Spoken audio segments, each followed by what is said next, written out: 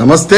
పేదల పెన్నిధి రైతాంగం కోసం నిత్యం పరితపించేటువంటి కాళేశ్వరం ప్రాజెక్టు దగ్గర అక్కడ కుర్చీ వేసుకొని కూర్చొని యుద్ధ పాతికగా నిర్వహించి తెలంగాణను సస్యశ్యామలం చేయడంలో కీలక పాత్ర పోషించినటువంటి మాజీ మంత్రివర్యులు హరీష్ రావు గారి మీద పిచ్చి పిచ్చి ప్రలాపనలు పేరుతున్నారు కాంగ్రెస్ పార్టీ నేతలు. ముఖ్యంగా ఈ యొక్క నిజంగా కూడా ఈ ఇద్దరు ఎమ్మెల్సీలు రేవంత్ రెడ్డి భజన కోసము యొక్క బీఆర్ఎస్ పార్టీ అధినాయకులైనటువంటి కేసీఆర్ గారిని, కేటీఆర్ గారిని, హరీష్ రావు గారిని తోలడానికే పనిచేస్తున్నారు అనిపిస్తుంది. మొన్నటిదాకా బల్మూర్ వెంకట్ ఇష్టం ఉండి మాట్లాడు. ఇప్పుడు ఇలా అమెరికాకు వచ్చినటువంటి ఈ యొక్క అద్దంకి దయాకర్ అయితే ఇక చెలరేగిపోయి మాట్లాడుతూ ఉన్నాడు. అద్దంకి దయాకర్, మీరు విద్యావంతులు, ఓ డాక్టరేట్ చేసిన అని చెప్పారు. మీ మీద పబ్లిక్ చాలా ఎక్స్పెక్టేషన్స్ ఉన్నాయి. మీకు ఎమ్మెల్సీ రావాలని చాలా మంది కోరుకున్నారు.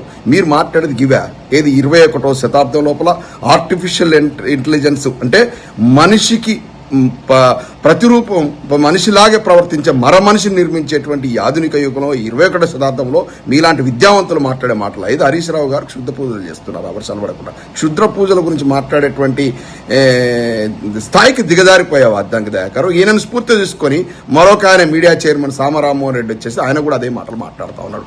అంటే ఇటువంటి ముఖ్యంగా ఈ బల్మూర్ వెంకట్, అద్దంకి దయాకరు, ఈ సామరామోహన్ ఇటువంటి వాళ్ళను కొంతమందిని యువకులను ముందు పెట్టి రేవంత్ రెడ్డి గారు మాట్లాడుతున్నారు. రేవంత్ రెడ్డి గారు గుంపు మేస్త్రిగా మాట్లాడితే ఆయన కూడా అంతే కదా, అంత పిచ్చి పిచ్చి ప్రలాపాలు. ఒక ముఖ్యమంత్రి స్థాయిలో మాట్లాడుతున్నాడు. నిన్నటి దాకా ఇంజనీర్ను స్క్రాప్ అన్నాడు. ఇంజనీర్స్ అంట స్క్రాప్ అంట, ఇంగ్లీష్ అది కూడా వేస్ట్ అట. ఇంగ్లీష్ ఏముంది అంటాడు, భాషను హీనంగా మాట్లాడతాడు. ఆయన అలా మాట్లాడుతున్న ఆయన స్ఫూర్తిగా తీసుకొని వీళ్ళ దగ్గర నుంచి చాలా ఎక్స్పెక్ట్ చేశాం. బల్మూర్ వెంకట్ ఒక విద్యార్థి నాయకుడు, ఈ యొక్క అద్దంకి దయాకరు ఒక యువజన నాయకుడు, విద్యావంతులు, సామరామోహన్ కూడా ఒక చదువుకున్న వ్యక్తి, ఒక అడ్వకేటు. వీళ్ళు చక్కగా యువకులు, చక్కటి ఒక ప్రవర్తిస్తారు. ఒకవేళ ప్రజాప్రతినిధి అనుకున్నాం కానీ దిగజారిపోయి ఈ 21వ శతాబ్దం లోపల మరీ ముఖ్యంగా మాజీ మంత్రి హరీష్ రావు గారిని క్షుద్ర పూజలు చేయిస్తున్నాడు వర్షాలు పడకుండా అనడం అయితే హాస్యాస్పదం, మీనింగ్లెస్. వీళ్ళ ఈ యొక్క పిచ్చికి పరాకాష్ట అనిపిస్తూ ఉంది. ఇది ఎందుకంటే నిరక్షరాస్యులకు, వేలుముద్రగాళ్లకు నిలయం కాంగ్రెస్ పార్టీ. వాళ్ళ దగ్గర నుంచి అంతకంటే ఏం ఎక్స్పెక్ట్ చేస్తాం? వీళ్ళు వాళ్ళ కార్యకర్తలకు వీళ్ళు చదువుకున్న మూర్ఖులు. ఈ అద్దంకి దయాకర్ కావచ్చు, సామరామోహన్ కావచ్చు, బల్మూర్ వెంకట్ కావచ్చు, ఇటువంటి వాళ్ళ ముందు పెట్టి ఈ యొక్క రేవంత్ రెడ్డి గారు నాటకం ఆడుతున్నారు. ఎందుకంటే చేసింది చెప్పుకోవడానికి ఏమీ లేదు, అన్ని ఫెయిల్యూర్సే. నిన్నటి దాకా కాళేశ్వరం ప్రాజెక్ట్ పనికిరాని చెప్పి నీళ్ళు ఆపారు. ఇక ఊళ్ళలోకి వస్తే తన్నే పరిస్థితి లేదండి. మళ్ళీ ఇప్పుడు ఎల్లంపల్లి ప్రాజెక్టు మళ్ళీ నీళ్ళు వదులుతా ఉన్నారు ఎత్తిపోసి. మరి పంపులు ఎట్లా పనిచేస్తా ఉన్నాయి, ఇప్పుడు ఎందుకు చేస్తూ ఉంది అంటే ప్రజలు తిరుగుబాటు తప్పదన్నప్పుడు వీళ్ళు ముఖ్యంగా కాళేశ్వరం ప్రాజెక్టు నీళ్ళు ఇవ్వకపోవడానికి కారణం ఏంటంటే నీళ్ళు ఇచ్చినట్లయితే పంటలు బాగా పడతాయి. ఆ పంటలు కొనే పరిస్థితులు లేరు, కరెంటు బిల్లు కట్టే పరిస్థితులు లేరు. అన్ని రకాలుగా దివాలా తీయించింది ఈ ముందరష్టపు కాంగ్రెస్ ప్రభుత్వం. కాబట్టే ఇప్పుడు ఈ అన్నిటిని డైవర్ట్ చేయాలంటే క్షుద్ర పూజల కాన్సెప్టో ఇంకేదో కాన్సెప్టో ముందు స్క్రిప్ట్ పెట్టుకుని ముందుకు వచ్చారు. ఇక మిమ్మల్ని ప్రజలు నమ్ముతారా? ఉమ్మేస్తున్నారు. అమెరికాలో మీ నాయకులు వస్తే ఇలా ఆటా వేడుకలను పట్టించుకునే నాదులు లేడు. అదే నీ బీఆర్ఎస్ పార్టీ నాయకులు ఎక్కడ కనపడితే అక్కడ ప్రజలు చక్కగా రిసీవ్ చేసుకుని స్టేజ్ ఎక్కితే అమెరికాలో ఆటా సభలు మొత్తం దద్దరిల్లిపోయినాయి. మీ వాళ్ళు ఎక్కి అక్కడ పచ్చబద్దాలు చెప్తానే వెనుక నుండి నవ్వుకుంటున్నారు. అక్కడికి కాంగ్రెస్ పార్టీ నాయకులు ఆటా వేదిక మీదకి ఎక్కి పచ్చి అబద్దాలు. వీళ్ళంట రెగ్యులర్గా మొత్తం ఎవ్రీ సీజన్ కట రైతు భరోసా వేసారట. ఏది రైతు భరోసా వేసిన అనగా వెనక నుంచి నవ్వుతున్నారు. ఎక్కడాయా అదే కేసీఆర్ గారు టంచనగా వేసేది 10,000, మీరు 15,000 ఇస్తా అని చెప్పి ఇప్పటికి 3 విడతలు ఎగ్గొట్టిరని నవ్వుకున్నారు. ఇక్కడ కళ్యాణ లక్ష్మి మేము బ్రహ్మాండంగా అమలు చేస్తున్నాడు. ఎక్కడయ్యా తులం బంగారం ఎక్కడిచ్చారు, ఒక్కరికి ఇచ్చారని వెనక ఎన్ఆర్ఐలు నవ్వుకుంటున్నారు. మేము ఇట్లా వృద్ధాప్య పెన్షన్లు ఇచ్చినాం, ఆసరా పెన్షన్లు ఇచ్చినాం, ఎక్కడయ్యా 4,000 ఇస్తానని మళ్ళీ అదే కేసీఆర్ గారు ఇచ్చారు 2,000 ఇస్తున్నారు కదా, వాటికి కూడా సగం కోత పెట్టారు కదా అని ప్రజలు వెనక నవ్వుకుంటున్నారు ఎన్ఆర్ఐలు. ఎందుకంటే ఎన్ఆర్ఐలు నవ్వుకుంటున్నారంటే అక్కడ పతనం మొదలైనట్టే. ఒక్కొక్క ఎన్ఆర్ఐ తను పుట్టిన ప్రాంతాన్ని, ఊరును, మండలాన్ని, కాన్స్టిట్యున్సీ ప్రభావితం చేస్తారు. 10,000 మంది ఎన్ఆర్ఐలు వెనక నవ్వుకుంటున్నారు కాంగ్రెస్ పార్టీ నాయకులు ఆటా వేదిక మీద మాట్లాడుతూ ఉంటాయి. జర్నలిస్టుల అభిప్రాయం అదే ఉంది. మీకు ఇక్కడ లేదు, మీకు అక్కడ గ్రౌండ్లో లేదు, ఇక్కడ ప్రపంచ వేదికల మీద కూడా లేదు. కాంగ్రెస్ పార్టీ పూర్తిగా దిగదారిపోయింది కాబట్టి డైవర్షన్ పాలిటిక్స్ కంటే క్షుద్ర పూజలను ఇంకేదో పనికిమాల అంశాన్ని ఇదా మాట.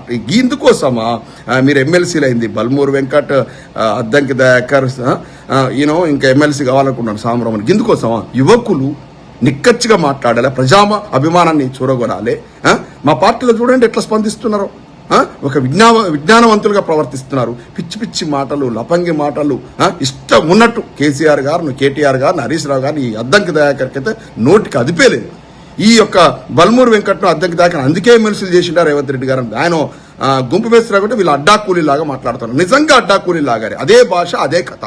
ఇది కథ తెలంగాణ లోపల. ప్రజలారా అంత గమనించండి. చేతగాని ఒక సత్తు ప్రభుత్వం ఇది, ఒక పనికిమాలిన ప్రభుత్వం. ఈ ప్రభుత్వం దగ్గర నుంచి ఇంతకంటే ఎక్స్పెక్ట్ చేయలేము. ఎందుకంటే ప్రజలకు ఏమి చేయలేని దుస్థితిలో ఉన్నప్పుడే ఇట్లాంటి మాటలు వస్తాయి. హరీష్ రావు గారు ఒక చక్కటి పాలిటెక్నిక్ చేసి తర్వాత గ్రాడ్యుయేట్, ఒక మంత్రి, ఒక సమర్థమైన మంత్రిగా వైఎస్ఆర్ కాలం నుంచి ఈ రోజు వరకు కూడా ఆయన విధులు నిర్వర్తిస్తున్నాడు.